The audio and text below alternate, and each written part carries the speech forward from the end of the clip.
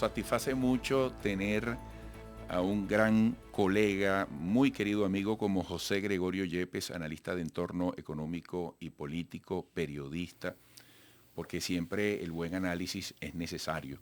José Gregorio, buenos días, bienvenido. Un honor, Eduardo, Saúl, Bienvenido, estar con José. ustedes aquí acompañándolos desde el estudio, porque generalmente los veo.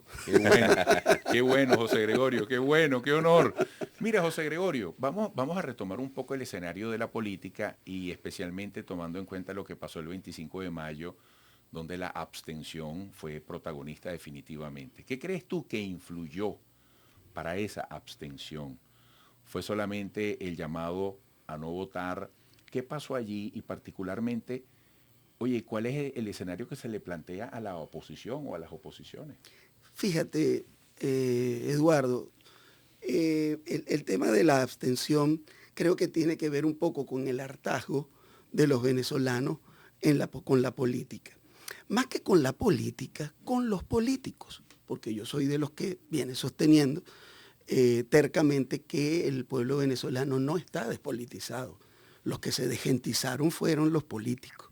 Entonces Bueno. la actitud política del pueblo venezolano es a veces darle la espalda a la clase política.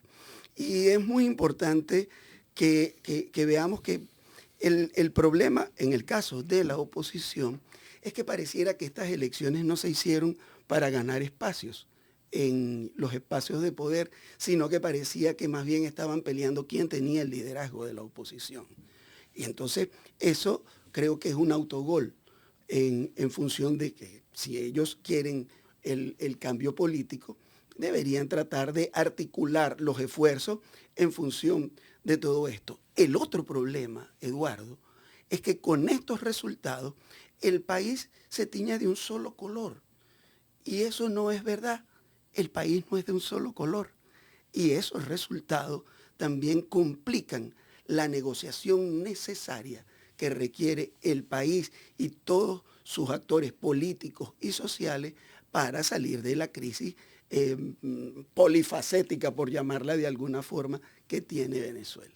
Ahora, José, viendo un poquito más adelante, vienen las de alcaldes, sobre todo qué significa el personal o el líder de la comunidad que la gente tiene más cerca. Y con todo y eso, muchos ya apuntan, bueno, lo que pasó en las de gobernadores va a pasar también en las municipales. Hablabas del hartazgo que tiene la gente de los políticos.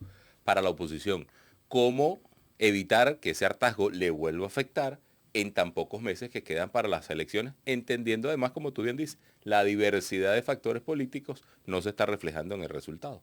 Claro, entonces ahí hay una falla estratégica y hay una carencia terrible de dirección política en el caso de la oposición.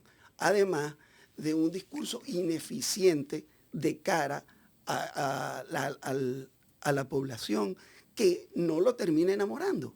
Entonces, el tema político es un tema de punch, de pegada, de que emocione, de que tenga contenido, un contenido que tendrá que ser una narrativa distinta para que le salga al paso a ese hartazgo del que ya hablamos. Fíjate, no es por personalizar el sentido o el foco de tu análisis, pero hablemos del caso Capriles. Oye, que tuvo tanta preponderancia en el país, que tuvo procesos electorales con Hugo Chávez, que le ha dedicado su vida a la política y fíjate lo que está viviendo en este momento. ¿Qué elementos de análisis te da el caso Capriles dentro de este escenario que estás analizando? La reacción que ha habido hacia él una vez que decide participar por las parlamentarias. Fíjate, es que faltaron... Dentro de todo lo que estás diciendo, Claro, ¿no? claro, faltaron explicaciones de parte de esa coalición UNT única, porque cómo es que apareció una tarjeta y eso no se le explicó a la gente. Cómo es que si además le han quitado tarjetas a partidos, cómo es que ahora llega y de repente aparece una tarjeta. Cómo alguien que estaba inhabilitado de repente aparece habilitado. Y yo no estoy cuestionando con esto a Capriles, yo soy de los que cree que que en la política no hay que quitarse. O sea, yo creo en la participación particularmente, y respeto a quienes se abstuvieron, evidentemente. Pero yo creo que el problema está en la falta de explicación a la gente. Y eso creo que lo está pagando ese liderazgo, el liderazgo de Enrique Capriles. Y bueno, tampoco sería mezquino decir que el llamado a la abstención hecho por el otro factor de la oposición, que es María Corina Machado, no tuvo efecto. Claro que tuvo efecto, debe haber tenido algún efecto, hay que medirlo, porque en los dos últimos procesos electorales, Saúl, Eduardo, hemos visto claramente que hay dos grandes electores, que es el oficialismo y María Corina Machado y sus aliados. Allí se está concentrando la votación o las acciones políticas que están. Y los sectores alternativos a estos dos hegemones de la política venezolana no están convenciendo y no están esbozando una narrativa que termine convenciendo a la población de que existe otra alternativa, una tercería, como la llaman los analistas políticos y los que saben de todas estas cosas, los politólogos, Magdaleno y Combo. Entonces, el problema que tiene la política venezolana hoy es que se concentra en esos dos polos. Y, bueno, repito, yo tomo metro, yo agarro carrito por puesto. Y el país que yo veo en ese espacio donde yo convivo con mi comunidad, con la sociedad venezolana, no es una sociedad monocolor, ni siquiera es bicolor, ¿no? Es una sociedad. Nosotros los venezolanos de suyo somos plurales, nosotros somos hasta multiétnicos, y por eso creo que es un grave problema que tiene la política venezolana hoy, que sus instituciones, que el liderazgo político está dentro de los polos y no refleja nuestra realidad, y de allí nuestros problemas. José, en ese punto, uno cuando revisa las experiencias políticas en otros países, siempre se da cuenta que aparece lo que llaman el outsider. Estamos hablando de un periodo de más de 20 años en cuanto a la figura del chavismo como figura de poder. ¿Por qué ha sido tan difícil que una figura emergente, alternativa, por usar tu término, haya podido aparecer en el país? Alguien que haga peso a esas dos grandes fuerzas políticas. Porque no ha habido una narrativa que enamore a la gente, definitivamente. Chávez polarizó y llevó el tema a la dicotomía, estás conmigo o no estás conmigo, y eso lo compró la oposición. El tema de la polarización no es solo culpa del chavismo, es que también hubo un discurso de yo voy avanzando de Chávez y de Chávez vete ya, y luego Maduro vete ya, y que la cosa es, si no eres mi amigo, si no eres mi aliado, eres mi enemigo.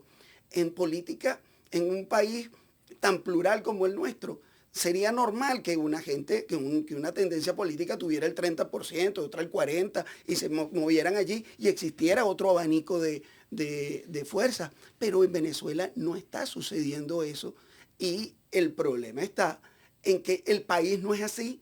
Yo sigo insistiendo, mi gran preocupación ahora es que volvamos a caer en la dinámica de la confrontación y de la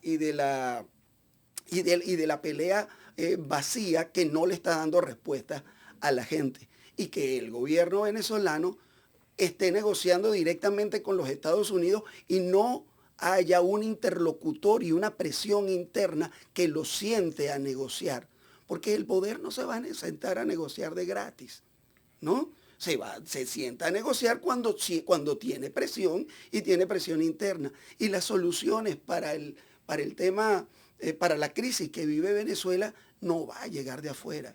Es mentira. Nunca ha sido así. Los venezolanos no somos eso. Y creo que además están de modé las soluciones que llegan desde fuera. Fíjate, el 25 de mayo hubo llamados a no votar, pero no se puede desestimar la convicción interna de cada quien que dijo, mira, más allá de ese llamado, es que no voy a votar sencillamente porque no encuentro razones. Yo quiero votar a favor de, no hay una conexión. Yendo al próximo escenario, que es a la vuelta de la esquina en octubre de las elecciones para alcaldes, mira, aquí puede haber una debacle similar en resultados para la oposición, aun cuando el tema de las alcaldías es un ejercicio más cercano con la gente. Y me quedo con esa frase tuya, la gente no está despolitizada, los que se desgentizaron son los políticos. Oye, de verdad que mira, nos tienes a Saúl y a mí tomando nota porque no hay pérdida en todo lo que has dicho. Estoy súper impactado con tus palabras porque son como siempre cargadas de responsabilidad, de luz para uno intentar ubicarse en todo, ¿no? Pero no me pongas así tampoco, ¿no? Fíjate, el problema con... Porque fíjate, aquí solamente Galíndez logró la gobernación del otro lado, ¿no? Entonces hay sectores de la oposición que dicen que el gobierno está muy débil. Bueno, no sé, un gobierno que tiene 23 de 24 alcaldías, que controla la Asamblea Nacional, bueno, no sé, me cuesta verlo débil, ¿no? Al ceder los espacios. El problema es que en política los espacios no se ceden, se pelean. Eso es lo que creo. Y probablemente con esta nueva variable que introduce el CNE con los electores activos, probablemente vaya a venir una revisión del registro electoral, ¿no? Y entonces dirán, las cifras de participación se dieron sobre esos electores activos y eso es una medida técnicamente ajustada. Sin embargo, cuando lo vemos sobre el padrón electoral, la abstención fue de alrededor del 28%, la participación, perdón. Entonces, la oposición tiene que medir muy bien cada una de sus jugadas, porque el poder para mantenerse va a tratar de decir, bueno, yo voy a tratar de votar con los míos, que son los que me garantizan con mi voto duro, con la roca que llaman los encuestadores, y con eso me sostengo y así avanzo hacia el proceso de reforma constitucional, porque probablemente el gobierno, como lo ha planteado el presidente Maduro, se plantea una reforma electoral. Y entonces uno llega y dice, bueno, ¿será que este sistema electoral no le sirve para ganar? Porque hay un desgaste del poder durante todo este tiempo. Entonces, la oposición no puede dejar pasarse ese try y tratar de ocupar los espacios que necesita para poder pintar el escenario político con mayor preponderancia. Los factores externos no tienen un acicate en la institucionalidad interna, en la presencia de la oposición en espacios institucionales que terminar apoyando y por los cuales canalizar el apoyo que podrían darle a una opción de cambio. Bueno, José Gregorio, muchísimas gracias por venir. José Gregorio Yepes, analista de entorno económico y político y periodista. Espero que pronto regrese. Aquí estaremos. Muchísimas gracias, Saúl, Eduardo. Gracias, José.